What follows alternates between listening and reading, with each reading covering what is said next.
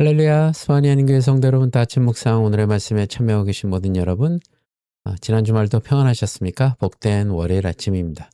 한 주를 또 시작하면서 주님이 주시는 말씀과 함께 동행하는 귀하고 복된 한 주가 되시길 바랍니다. 오늘 본문 말씀은 여호수아서 15장 13절에서 19절까지의 말씀입니다. 믿음의 도전이 남기는 유산이라는 제목으로 여러분들과 함께 또 은혜를 나누도록 하겠습니다. 먼저 오늘 본문이 여호수아서 15장 13절에서 19절 말씀 한 목소리를 함께 봉독한 후에 계속 말씀 이어가도록 하겠습니다.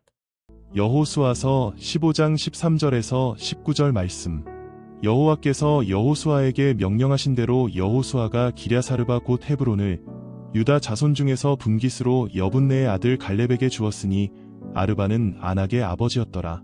갈렙이 거기서 아낙의 소생 그 세 아들 곧 세세와 아히만과 달메를 쫓아내었고 거기서 올라가서 드빌 주민을 쳤는데 드빌의 본 이름은 기랴세벨이라. 갈렙이 말하기를 기랴세벨을 쳐서 그것을 점령하는 자에게는 내가 내 딸 악사를 아내로 주리라 하였더니 갈렙의 아우 그나스의 아들인 온니엘이 그것을 점령함으로 갈렙이 자기 딸 악사를 그에게 아내로 주었더라. 악사가 출가할 때에 그에게 청하여 자기 아버지에게 밭을 구하자 하고 나귀에서 내림에 갈렙이 그에게 묻되 내가 무엇을 원하느냐 하니 이르되 내게 복을 주소서 아버지께서 나를 네겝 땅으로 보내시오니 샘물도 내게 주소서 하매 갈렙이 윗샘과 아랫샘을 그에게 주었더라. 아멘. 오늘 우리가 함께 묵상할 장면은 믿음의 사람 갈렙 그리고 그 믿음을 이어받은 온니엘과 그의 딸 악사의 이야기입니다. 짧은 본문이지만 이 안에는 믿음과 도전 그리고 은혜를 구하는 지혜가 흐르고 있습니다. 갈렙은 85세의 나이에 헤브론을 차지하게 됩니다. 늙은 나이였지만 여전히 그의 눈에는 하나님의 약속이 생생했고 가슴에는 하나님이 주신 비전이 살아 있었습니다. 그는 누구보다도 오래 걸어온 사람입니다. 젊을 적에 가나안 땅을 정탐했던 갈렙은 거대한 또 견고한 성을 보았고 높은 성벽을 보았고 힘센 아낙 자손들도 보았습니다. 하지만 그는 두려움이 아닌 하나님을 먼저 보던 사람이었습니다. 하나님이 기뻐하시며 그 땅을 우리에게 주실 것이다 라는 이 믿음은 그의 평생을 붙들었습니다. 이제 세월이 흘러 85세가 되었죠. 사람의 눈으로 보면 이제는 쉴 때입니다.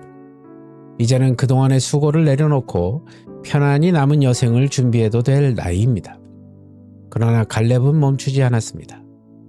그의 발걸음 안에는 여전히 약속을 향한 열정이 있었고 그의 심장 안에는 여전히 하나님의 따뜻한 불이 타오르고 있었습니다.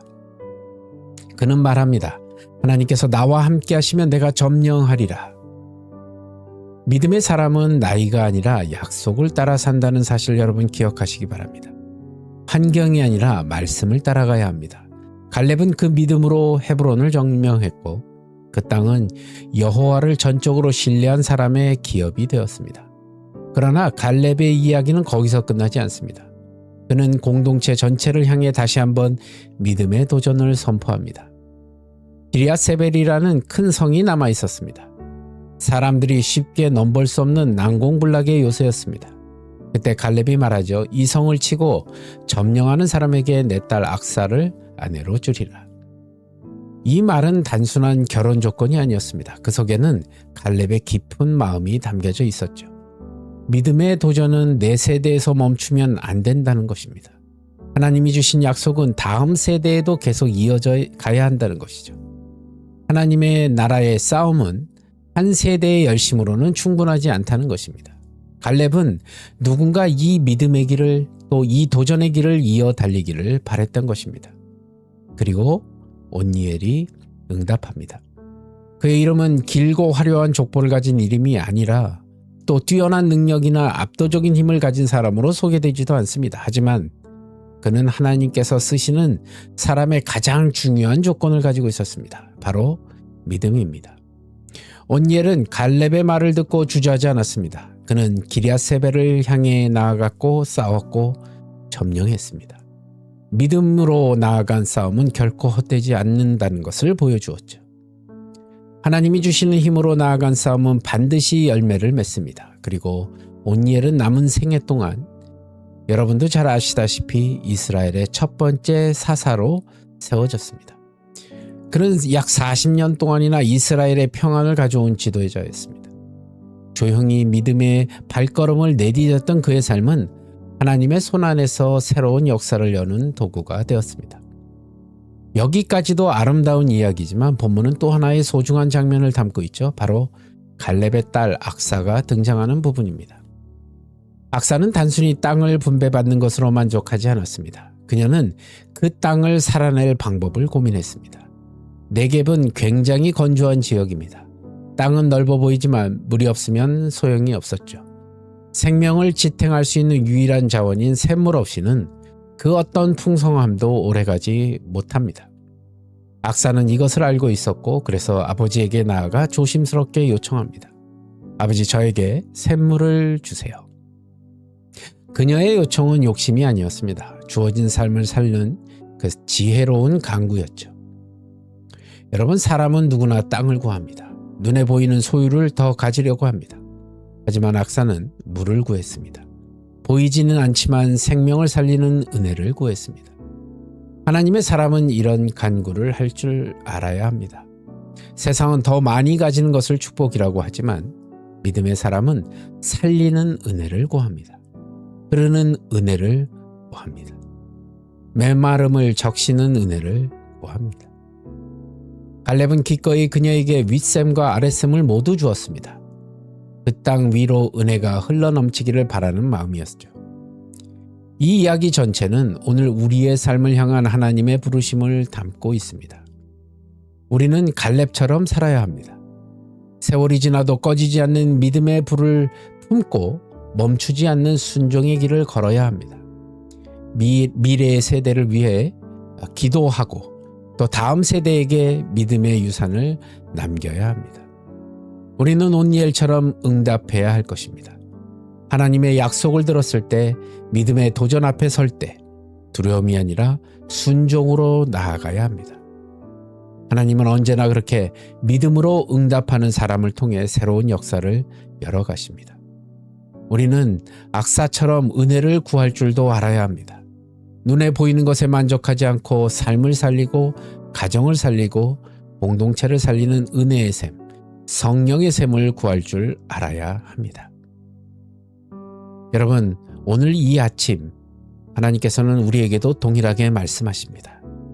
멈추지 말아라. 아직은 이루지 않은 약속이 있다고요. 믿음의 도전을 이어가라고 말씀하십니다. 그리고 메마른 자리마다 은혜의 샘을 구하라고 말씀하시죠. 오늘 우리가 서 있는 그 자리가 얼마나 메말라 보이든 하나님의 샘이 흐르면 그것은 기쁨의 땅이 된다는 것, 그것은 생명의 자리로 변한다는 것을 여러분 잊지 마십시오. 가정의 메마른 곳, 관계의 메마른 곳, 우리 마음의 메마른 골짜기에도 하나님의 샘이 흐르면 살아납니다. 그러므로 오늘 하루 이렇게 고백하며 하루를 시작합시다. 주님, 저에게 샘을 주셔서 제가 감당해야 할 자리에 주님의 은혜가 흐르게 하여 주시옵소서. 믿음의 도전을 이어가게 하시고 말씀 앞에 머물며 오늘도 순종으로 걸어가게 하시옵소서.